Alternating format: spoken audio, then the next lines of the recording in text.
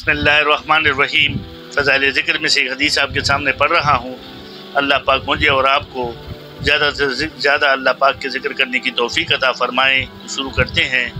بسم اللہ الرحمن الرحیم۔ حضور اقدس صلی اللہ علیہ وسلم کا ارشاد ہے کہ دنیا ملعون ہے اور جو کچھ دنیا میں ہے سب ملعون ہے، اللہ کی رحمت سے دور ہے، مگر اللہ کا ذکر وہ چیز ہے جس کے قریب ہو اور عالم اور طالب۔ فائدے میں شیخ لکھتے ہیں، اس کے قریب ہونے سے مراد ذکر کے قریب ہونا بھی ہو سکتا ہے۔ اس صورت میں وہ چیزیں مراد ہوں گی جو اللہ کے ذکر میں معین و مددگار ہو، جن میں کھانا پینا بھی بقدر ضرورت داخل ہو اور زندگی کے اسباب ضرورت بھی اسی میں داخل ہے، اور اس صورت میں اللہ کا ذکر ہر چیز کو جو عبادت کے قبیل سے ہو شامل ہے، اور یہ بھی ہو سکتا ہے کہ اس کے قریب ہونے سے اللہ کا قرب مراد ہو، تو اس صورت میں ساری عبادتیں اس میں داخل ہوں گی اور اللہ کے ذکر کے مخصوص ذکر مراد ہوگا، اور دونوں صورتوں میں ان میں خود داخل ہو گیا تھا۔ پہلی صورت میں اس وجہ سے کہ علم ہی اللہ کے ذکر کے قریب لے جاتا ہے، بے علم نہ تواں خدارہ نشاست بغیر علم کے اللہ کو پہچان نہیں سکتا، اور دوسری صورت اس وجہ سے ہے کہ علم بڑھ کر کون سی عبادت ہوگی، ان کے باوجود پھر عالم اور طالب علم کو علیحدہ اہتمام کی وجہ سے فرمایا کہ علم بہت ہی بڑی دولت ہے۔ ایک حدیث میں آیا ہے کہ علم کا صرف اللہ کے لیے سیکھنا اللہ کے خوف کے حکم میں ہے، اور اس کی طلب یعنی تلاش کے لیے کہیں جانا عبادت ہے، اور اس کا ذکر کرنا تسبیح ہے، اور اس کی تحقیقات میں بحث کرنا جہاد ہے، اور اس کا پڑھنا صدقہ ہے، اور اس کا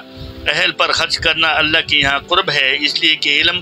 جائز ناجائز کے پہچاننے کی علامت ہے اور جنت کا راستوں کا نشان ہے، وحشت میں جی بہلانے والا ہے اور سفر کا ساتھی ہے کہ کتاب کا دیکھنا دونوں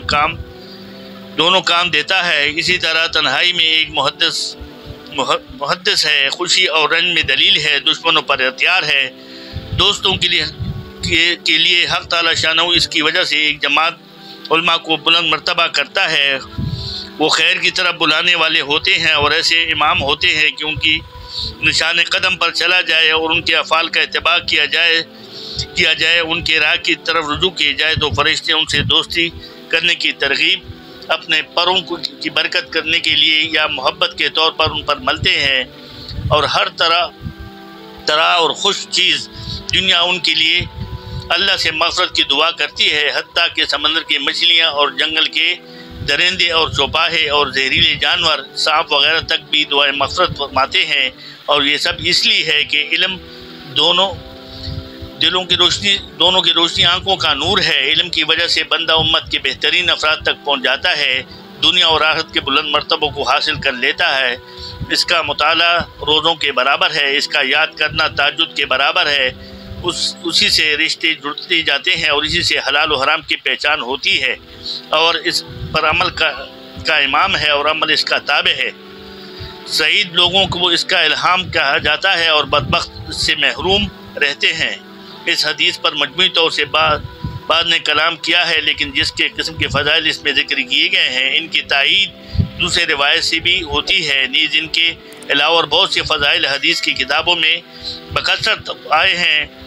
اس وجہ سے عالم اور طالب علم کو خاص طور سے حدیث بالا کے ذکر میں فرمایا ہے۔ بس میرے دوستوں بزرگوں، اللہ پاک ہمیں بھی زیادہ سے زیادہ علم حاصل کرنے اور اس پر عمل کرنے کی توفیق عطا فرمائے۔ طالب علموں کے لیے جو دین کا علم سیکھتے ہیں پھر اس پر عمل کرتے ہیں، اللہ پاک نے ان کی تعریف حدیثوں کے ذریعے ان کی تعریف فرمائی ہے۔ اللہ پاک مجھے بھی اور آپ کو بھی زیادہ سے زیادہ دینی تعلیم حاصل کرنے اور اس پر عمل کرنے کی توفیق عطا فرمائے۔ صدق اللہ مولانا العلی العظیم۔